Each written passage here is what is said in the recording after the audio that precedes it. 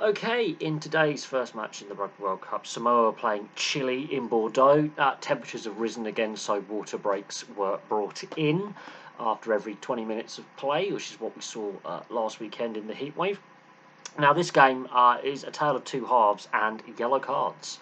Now, there's a couple of debates about, I would say, two of them, and whether they should be yellows or reds or yellows at all. Now, to start the game, Samoa are on top. They dominate the possession and the territory. Chile can't get on the ball, and it results eventually in a few infringements by Chile. And Christian Leafayano used to play for the Wallabies. Of course, they've made that international rule change that if you've not played for 3 years at international level, you can choose a country of origin to play for a parent or grandparent if you have played for another country. So last World Cup, Leafayano was playing for the Aussies. Now he's playing for Samoa. Now, this penalty, Samoa in the lead. Now, a couple of minutes later, Mauritius Ditas, who got a yellow card in the last game against Japan, the prop, he scores his try in 6 minutes. However, in the build-up, Siu Tony, the centre, is sin bin for a tackle off the ball where it's a no-arms tackle and it's technically a shoulder charge. He's bought the dummy from Fernandez, the fly half. He's flown out the line and he's taken the player out. Now, the try is scored, the conversion's taken. While we're waiting for the conversion to be taken, he's sent to the sin bin. Of course, automatically reviewed if it's going to be a red. The interesting thing is, in the sin bin period, Samoa score two more penalties through Leafano. Chile don't take advantage of the man advantage, and so they could have scored more points. Gareth Fulich scores a penalty on 30 minutes, and so literally this first half it is an arm wrestle, and Chile are not going away. They're making it very, very difficult for Samoa to settle. They've scored their try, they've got into the lead briefly, and then Leo Leafano slots a fourth penalty on 36 minutes.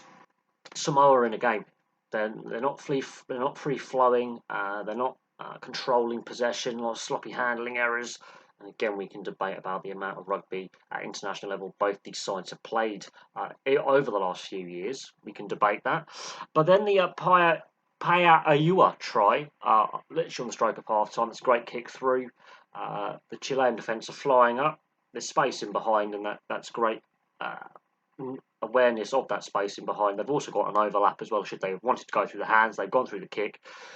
They keep recycling the ball, and it's a try on the corner, and Leo Leafano converts that to make it 19-10 at half time. Second half, Samoa blitz Chile at the beginning of the second half. That try at the end of the first half wakes them up. Tawa Matani scores his try in 42 minutes. Fritz Lee gets his try in 47 minutes. Malalo scores his first try in 53 minutes, which is also the bonus point. Out of those three tries, Leo Leafano only converts one of them. And now we get into the second yellow card period because there's 3 yellows in 8 minutes, which is a bit ridiculous. Alfonso Escobar's yellow. I mean, at which point are we going to draw the line from just a penalty, yellow card and red card when it comes to these type of tackles? Because a year ago, maybe even 2 years ago for that matter, that's not a sin bin. There's no malicious intent to hit the guy in the head. That is so borderline. At which point are we going to start asking the question about, have World Rugby got this this rule change wrong by being reactionary because they fear the CTE lawsuit? I mean, head contact like that is going to happen. There's not massive force with his shoulder to the head. I think he's hit him on shoulder and he's slipped up slightly, so it's not even the worst headshot I've ever seen. If anything, that's almost a textbook tackle. We're talking millimetres here. At which point do we go, that's just a penalty. Watch the tackle height. Let's referee with common sense, please. Because we're now seeing a lot of these where it's no malicious intent. It's not deliberate foul play. Yes, you could argue he's slightly got his height, but we're talking about that much wrong. We're talking a couple of centimetres, if that, he's got wrong. The player is falling. He's not completely bolt upright, so I don't agree with the official's assessment of that either. He's dipping into the contact as well. I don't know what is just accidental head contact and just a penalty at most. And let's just get on with the game. The Samoan player doesn't have to go for an HIA. At which point it's just. I think World Rugby have got this rule change wrong in the way that they're enforcing it. But he comes back on and plays the rest of the game. So there's that. The Enianari yellow for an illegal clear out. That is a nasty looking injury.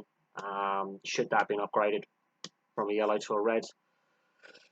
Escobar's brother is the hooker, the replacement hooker.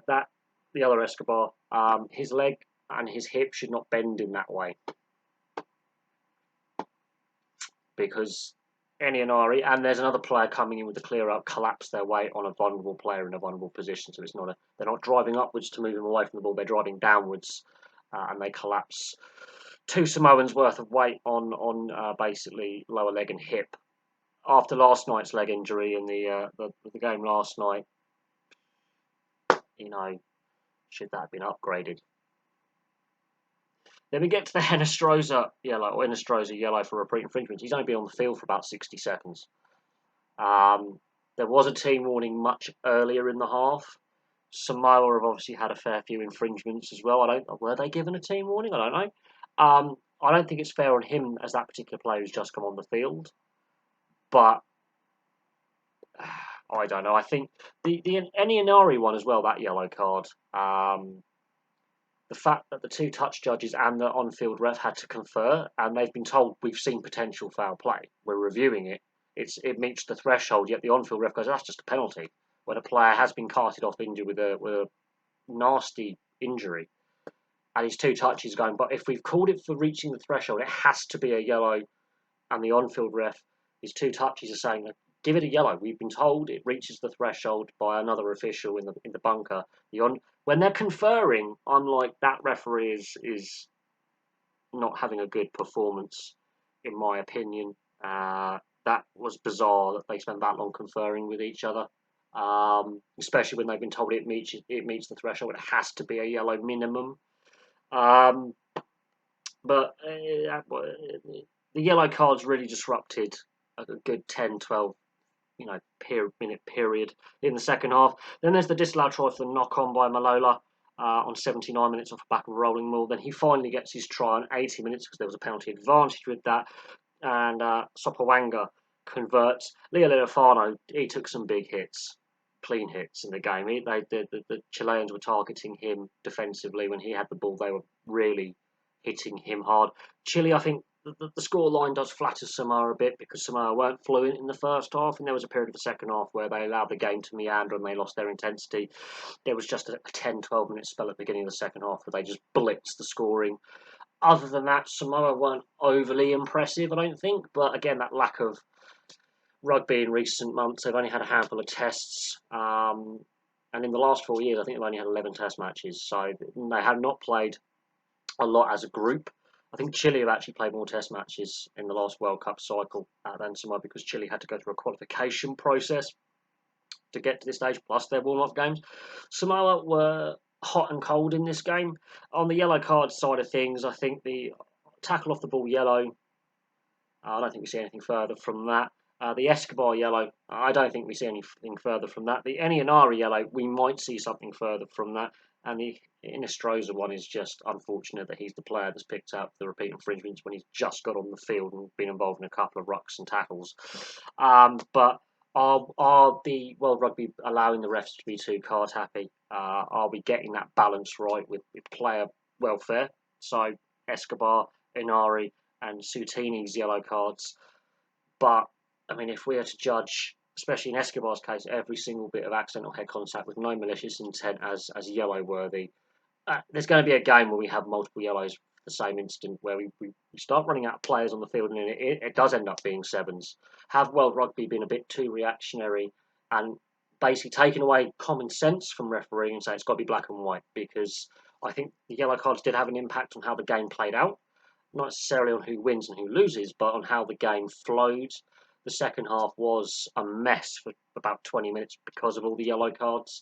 Have World Rugby allowed themselves to be too reactionary and then taken away refereeing with common sense? Because I don't think the Escobar one was that bad. But then we could argue about Tom Curry. We could argue about Segrin, their captain last week as well, which wasn't a particularly nasty one either.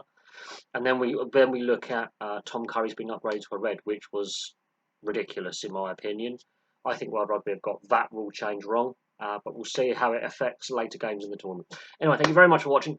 Place your thoughts in the comments section below, and I will have some more content for you very, very soon. The next game up is Wales versus Portugal, which I think will be very interesting, seeing the Portuguese have a very good sevens program. They're going to throw the ball around a little bit, and they've had that extra week of in-camp preparation with no injuries and no fatigue from the previous game. I think that also told the Chile today was, little niggly injuries and a bit of fatigue from the heat last week. It was hot again today.